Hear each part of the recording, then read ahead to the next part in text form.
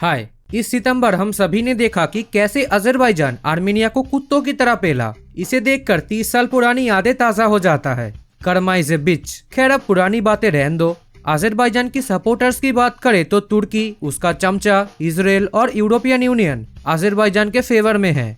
दूसरी तरफ भले ही रशिया, ईरान और इंडिया आर्मेनिया के फेवर में है, लेकिन काम के समय एक का भी दर्शन नहीं मिलता। मैं तो ये सोच के ही आश्चर्य होता हूँ कि सीएसटीओ बना किस लिए है। कभी कभार तो लगता है कि यूक्रेन को वेपन सप्लाई करके नेटो ठीक ही कर रहा है। रशिया को ये महसूस होना चाहिए कि गैंग बैंग कितना दर्दनाक होता है। तो सिंपल सी बात, इतने सारे देशों के खिलाफ आर्मेनिया अकेले लड़ रहा है। ना ही उसका कोई सपोर्टर है और ना ही उसके पास कोई फोकट का तेल है जिसे बेचकर वो अपने आप को सस्टेन कर सके। स्थिति और भी खराब होता जाएगा क्योंकि आर्मेनिया की लीगल टेरिटरी हड़पने के बाद भी यूनाइटेड नेशन ने कोई एक्शन नहीं लिया। यही घटना अगर बार बार रिपीट होता रहा तब तो आने वाले समय में आर्मेनिया एग्जिस्ट करेगा कि नहीं ये कहना मुश्किल है। तुर्की अजरबैजान पाकिस्तान नेक्सस के बारे में तो हम सभी जानते हैं और हम ये भी जानते हैं कि कॉकेशस रीजन पर धीरे धीरे तुर्की और अजरबैजान हावी होता जा रहा है, जो ईरान देखकर भी कुछ कर नहीं पा रहा। तो यहाँ पर इंडिया का रोल बनता है अपने छोटे एलाई आर्मेनिया को खड़ा करके कॉकेशस रीजन में एक बैलेंस ऑफ पावर क्रिएट करना। एकदम लास्ट में बताऊंगा। देखो, अमेरिका भी एक समय जापान की बर्बादी चाहता था। बाद में अमेरिका को यह लगा कि एशिया में तेजी से फैल रहे कम्युनिज्म को एक स्ट्रॉन्ग जापान ही रोक सकता है। तो इंडिया को भी ये सोचना पड़ेगा कि तुर्की अजरबैजान पाकिस्तान नेक्सस को खत्म करने के लिए एक स्ट्रॉन्ग आर्मेनिया की जरूरत है। यहाँ पर कुछ बातें कह लेना जरूरी है। कुछ लोग बोलते हैं कि इजराइल, जापान, यूरोप, अमेरिका की पकड़ के ही आज इतना विकसित हुआ है, जबकि ऐसा नहीं है। अगर एक देश खुद से ना इनिशिएटिव्स उठाए तो कोई उसे खड़ा नहीं करा सकता। Taiwan under Chiang Kai Shek इसका बेस्ट एग्जाम्पल है। और अमेरिका मदद कैसे करता है? फॉरेन एड प्रोवाइड करता है और अपने कंपनीज को इनकरेज करता है उन देशों में जाके बिजनेस करने के लिए। इससे शायद एक देश की जीडीपी पर कैपिटा $1600 से $16,000 तक नहीं पहुंच सकता अगर वो खुद से ना एफर्ट दिखाए तो शुरुआत करते हैं फॉरेन एड और लोन से। इंडिया को हर साल आर्मेनिया की डेवलपमेंट के लिए 4 से 5,000 करोड़ रुपए फॉरेन एड के तौर पे देना पड़ेगा। इससे क्या होगा, आर्मेनिया की स्मॉल बजट को एक बैकिंग मिलेगा जिसको वह अपने इंफ्रास्ट्रक्चर और फैक्ट्री सेटअप के काम में लगा सकता है। लोन की बात करें तो चाइना की तरह धड़ाम से $3-4 बिलियन लोन चेप देने की जरूरत नहीं है। आर्मेनिया ऑलरेडी डेट क्राइसिस में फंसता जा रहा है, तो इससे क्या होगा, आर्मेनिया पूरा डेट ट्रैप में फंस जाएगा। $100 मिलियन, $200 मिलियन ऐसे धीरे धीरे करके आर्मेनिया को लोन देना पड़ेगा। यहाँ पर एक चीज ध्यान देना जरूरी है, आर्मेनिया की आबादी बहुत कम है। इतने कम जनसंख्या वाले देश के लिए आईटी और स्मॉल इंडस्ट्रीज ही सुइटेबल है। और भले ही इंडिया की जीडीपी पर कैपिटा आप लोगों को अफ्रीका की तरह लगे, लेकिन आईटी और फार्मा इंडस्ट्री में इंडिया कितना फेमस है ये शायद मुझे आप लोगों को बताने की जरूरत नहीं है। अब कमाल की बात यह है कि आज के समय उन दो ही सेक्टर आर्मेनिया को लीड कर रहा है। एक तरफ आईटी सेक्टर आर्मेनिया के अंदर तेजी से ग्रो कर रहा है, दूसरी तरफ फार्मा इंडस्ट्री अब एक एक्सपोर्ट ओरिएंटेड इंडस्ट्री बन चुका है। मतलब आर्मेनिया के अंदर ये दो इंडस्ट्री का बड़ा पोटेंशियल है।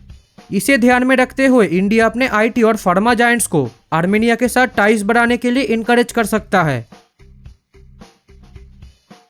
ये सेक्टर आर्मेनिया का उतना अच्छा नहीं है, तो यहाँ पर कुछ इंडियन कंपनीज आर्मेनिया के अंदर मैन्युफैक्चरिंग हब सेटअप करके अपना प्रोडक्ट्स आर्मेनिया में मैन्युफैक्चर कर सकता है। यहाँ पर आर्मेनियन गवर्नमेंट पॉलिसीज को भी ध्यान देना जरूरी है। आईएनएसटीसी तो ऑपरेशनल हो गया, लेकिन आईएनएसटीसी को लेकर आर्मेनिया के साथ एक बड़ा प्रॉब्लम चल रहा है। आईएनएसटीसी के बारे में डिटेल्स में किसी और वीडियो में बात करेंगे। हम फिलहाल जॉर्जिया से काम चला लेंगे। आर्मेनिया को इसका जरूरत सबसे ज्यादा है। आर्मेनिया को हेवी डिस्काउंट में वेपन्स बेचना पड़ेगा। अब सिर्फ वेपन खरीदने से आर्मेनिया की डिफेंस इंडस्ट्री कभी फ्लोरिश नहीं कर पाएगा, लाइक यम किपुर वॉर के पहले का इजराइल। यहाँ पर इंडिया को अपने थोड़े पुराने टेक्नोलॉजीज आर्मेनिया को ट्रांसफर करना पड़ेगा। एयरक्राफ्ट बनाने और खरीदने में समय और पैसा दोनों ही बहुत लगता है। Armenia can't afford this because of low GDP. और टैंक पर भी ज्यादा डिपेंड नहीं कर सकती क्योंकि आजकल इन सब चीजों का जमाना आ गया है। तो इंडिया को मेन चीजें like precision guided bombs, MANPADS missiles etcetera की टेक्नोलॉजी आर्मेनिया को ट्रांसफर करना पड़ेगा। और हम तो एड आर्मेनिया को प्रोवाइड कर ही रहे हैं, तो आर्मेनिया को एक नया कारखाना खोलने में कोई तकलीफ नहीं होगा। एडवांस स्पाई सैटेलाइट और सैटेलाइट लॉन्च व्हीकल की मैन्युफैक्चरिंग में इसरो आर्म कॉस्मोस की मदद कर सकता है। इस लिस्ट में रहेगा ईरान और ग्रीस। इसराइल थोड़ा नाराज हो सकता है। अब कुछ लोग बोलेंगे कि हम तो पैलेस्टाइन को भी एड भेजते हैं, इससे ही उतना फर्क नहीं पड़ता था, तो आर्मेनिया तो बहुत दूर की बात। तो देखो, वो वाले और इस वाले में बहुत फर्क है। खैर, इसराइल से डील करना उतना टफ नहीं होगा। रशिया डेफिनेटली नाराज होगा। खैर, रशिया चाहकर भी इंडिया के अगेंस्ट में ओपनली कुछ बोल नहीं सकता, क्योंकि एक तो रशिया अब उस पोजीशन पे नहीं रहा और दूसरा चाइनीस एग्रेशन।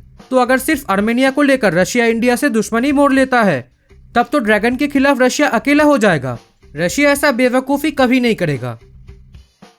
तुर्की, अजरबैजान और पाकिस्तान। तुर्की डेफिनेटली इसके खिलाफ आवाज उठाएगा। अब ऑब्वियसली इंडिया तो तुर्की की बात नहीं मानेगा, इसलिए तुर्की अपने चमचे को कश्मीर पर आतंकवाद बढ़ाने के लिए कहेगा। खैर, तुर्की को टाइट देने के लिए हमारे पास 3 रास्ता है।